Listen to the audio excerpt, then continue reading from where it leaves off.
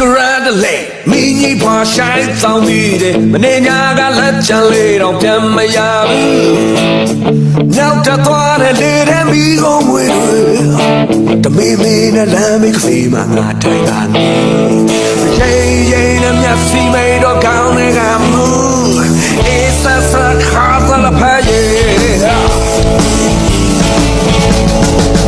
ခါနေပြီးနာညီတဲ့ငါပေါ်ရာကြီး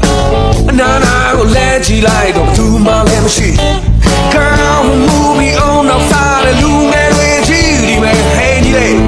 တောင်းခဏကံပါမျက်စိနှောင်းလို့အပေါင်းစင်များနဲ့ကြောင်းရင်ချာမှာငေါတောင်းတောင်းကြီးသူအားလုံးနဲ့ခဏဆက်ပြတ်သွား